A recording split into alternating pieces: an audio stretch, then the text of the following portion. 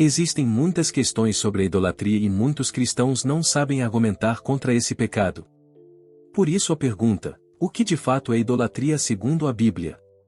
Para iniciar as respostas de hoje, vamos ouvir o que falou o pastor Hernandes Dias Lopes.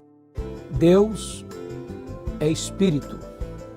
E o Senhor Jesus Cristo disse: e importa que os seus adoradores o adorem em espírito e em verdade. Só há um Deus vivo e verdadeiro: o Pai, o Filho e o Espírito Santo. Todos os deuses dos povos são ídolos vãos, criados e forjados pela imaginação do homem. Na linguagem do salmista, Salmo 115, esses ídolos, eles têm olhos, mas não veem. Eles têm boca, mas não falam. Eles têm ouvidos, mas não ouvem. Eles têm mãos, mas não apalpam. Eles têm pés, mas não andam. Eles não podem sequer salvar a si mesmos. Sabe, Milton, lá no livro do profeta Isaías, capítulo 44, o profeta diz que é como uma pessoa ir a uma mata, uma selva, cortar uma árvore, serrar uma tora, e desta tora ele pega parte desta lenha e bota no fogo para queimar, e a outra parte ele pega um cinzel e forma ali, como um artífice, um ídolo. E aí ele se prostra diante desse ídolo e diz: você é o meu Deus. Ora, isso é uma coisa incompreensível, ilógica, diria até insana, pois é isso que os homens fazem. Eles se prostram diante de ídolos que eles mesmos criaram, que eles mesmos fabricaram. Esses ídolos são menores do que os próprios homens, porque foram criados por eles. Eles não têm poder nem de livrarem a si mesmos. Se você entrar num templo de ídolo e quebrar um ídolo, ele fica quebrado. Se você jogá-lo no fundo de um rio, ele fica no fundo do rio. Os ídolos não têm poder para salvar. São mortos, são nulos, são nada. Por isso, quando os homens, abandonando o Deus verdadeiro, criam para si ídolos, criam para si deuses, eles estão ofendendo a santidade de Deus, a espiritualidade de Deus, o ser de Deus. E eles estão, de certa forma, conspirando contra a natureza do culto verdadeiro, do culto a Deus, que deve ser em espírito e em verdade. Então, quando um ser humano, criado à imagem e semelhança de Deus, abandona o Deus vivo e verdadeiro para adorar uma imagem de escultura que ele mesmo fabricou, diz a Bíblia que isso é abominação para Deus. A ordem lá da lei, do decálogo, e esse é o primeiro e o segundo mandamento: não terás outros deuses diante de mim, nem farás para ti imagens de escultura. Quem assim procede está em franca e aberta desobediência e rebelião ao único Deus vivo e verdadeiro. Talvez as pessoas argumentem: mas eu não adoro ídolos, eu adoro a Deus através dos ídolos. É como uma fotografia da minha mãe, do meu pai, de alguém que eu amo, que estaria apenas para me recordar. Pois a Bíblia proíbe isso também. Eu não posso usar uma imagem, um ídolo, pensando que eu estou com isso adorando a Deus. A Bíblia me proíbe fazer isso. A ordem do Senhor Jesus é: Deus é Espírito, e importa que os seus adoradores o adorem em espírito e em verdade. Vamos acompanhar o segundo a responder sobre o assunto, o reverendo Augustus Nicodemus. Mudaram a glória do Deus incorruptível em semelhança da imagem de homem corruptível, bem como de aves, quadrúpedes e répteis. Oh, a ironia disso aí. Eles rejeitaram o Deus Criador, Senhor dos céus e da terra, mas não conseguem ficar sem deuses. Não conseguem. O homem é religioso por definição, porque ele foi feito à imagem de Deus.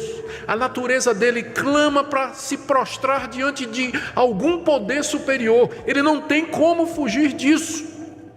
O homem é religioso por definição.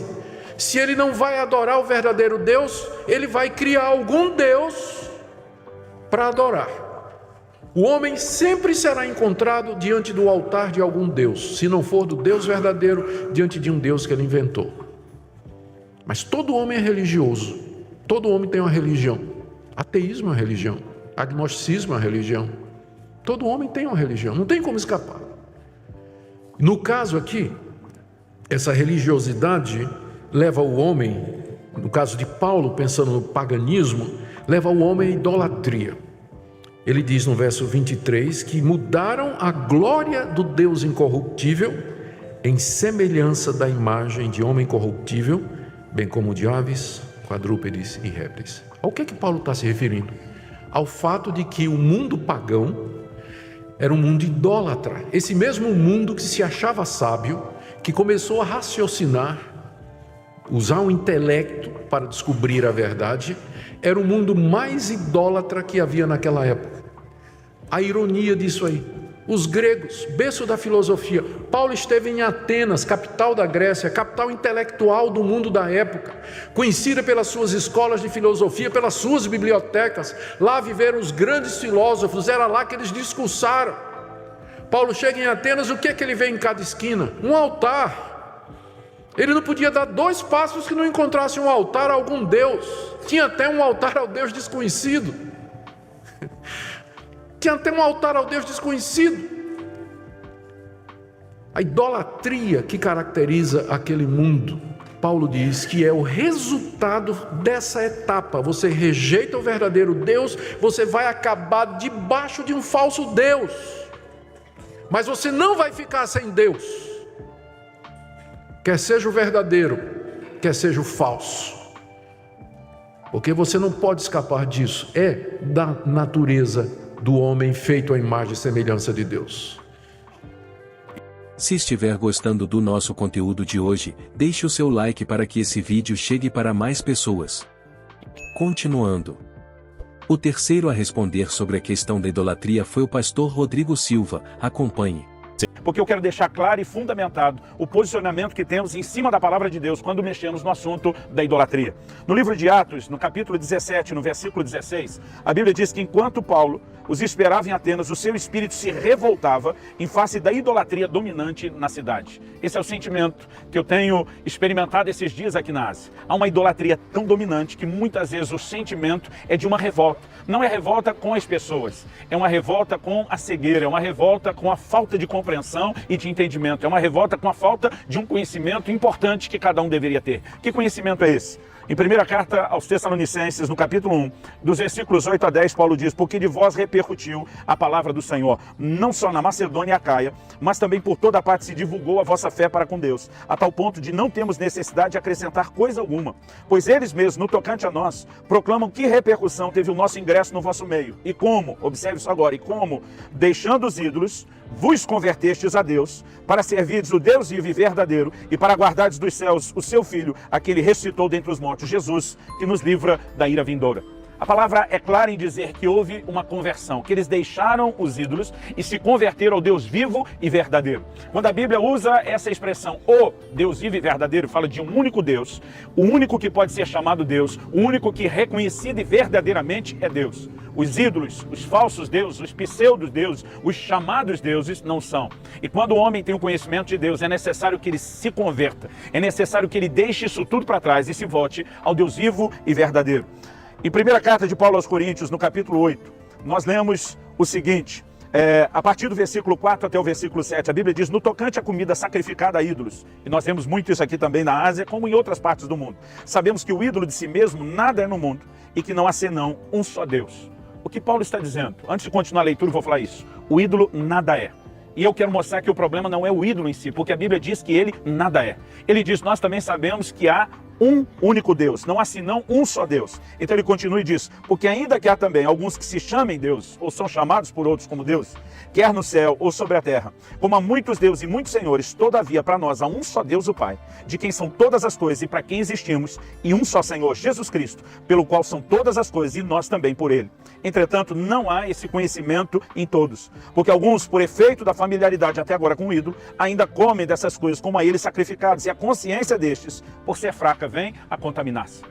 O quinto a falar sobre esse ponto foi o teólogo Jonas Madureira. Como elas realmente são, e não por aquilo que elas não são. E aí a questão da idolatria, como a gente se preocupa, né? E com razão, porque a gente pode transformar um time de futebol num ídolo, óbvio. Claro, sem dúvida nenhuma. Mas o que faz com que as coisas que a gente realmente goste nessa vida não sejam um ídolo? Quando a gente ama a Deus acima de todas elas. Sim. Então a prova dos 9 não é amar menos um time de futebol, é amar mais o Senhor.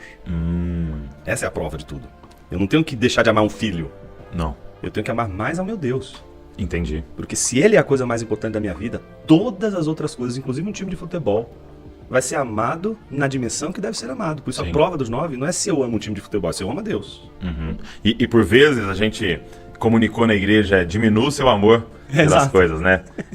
E não aumente o seu amor por Deus, né? E a pessoa diminuía e muitas vezes ela deslocava para outra coisa. E ficava pulando de ídolo em ídolo. Exato. E sendo que até mesmo a religião podia tornar um ídolo, né? Quantas vezes eu vi jovens, por exemplo, saírem do mundo das drogas e entrarem num outro vício, né? Exato. Dentro da igreja, às vezes. Exato. E podia se viciar na Bíblia, viciar né, nos rituais ali litúrgicos, né? E que às vezes é da natureza mesmo do ser humano, né? O ser humano, ele, quando não consegue se satisfazer em uma coisa, ele vai tentar se satisfazer em outra. E esse é o mecanismo da idolatria, né? Porque o problema não é amar uma coisa. O problema é amar uma coisa como se ela fosse Deus, como se ela fosse dar sentido à sua vida. Então, o problema é você fazer de qualquer coisa que é admirável nesse mundo maravilhoso que Deus nos deu, mas fazer destas coisas admiráveis o grande sentido da vida. Aí é que mora, eu acho, o grande problema da nossa realidade, inclusive como evangélicos, porque não é o ódio pelas coisas idolatradas que deve determinar a nossa relação com elas, mas é o amor a Deus. Eu não vou destruir um ídolo odiando ele. Eu não vou destruir um ídolo trocando o amor pelo ódio. Eu vou destruir o ídolo no momento em que ele não mais ocupar o lugar que ele estava ocupando na minha vida. Uau! Então, isso é o grande desafio. As pessoas querem destruir o ídolo com marreta. Lembra? Chutaram o ídolo. Chutar o ídolo. Mas com que marreta a gente quebra um ídolo que é construído no coração? Porque destruir as coisas que a gente faz com as mãos, né, os ídolos construídos com as nossas mãos, são com artefatos das mãos humanas, é uma coisa. Outra bem diferente são os ídolos postados no coração. E esses são de uma estrutura muito diferente. Agradecemos a sua audiência e por ter chegado até aqui. Ajude esse vídeo a chegar a mais irmãos e irmãs em Cristo, deixando seu like, comentando sobre o conteúdo de hoje, se inscrevendo e compartilhando. Assim você estará ajudando ao nosso canal. Fique na paz e até a próxima. Um forte abraço.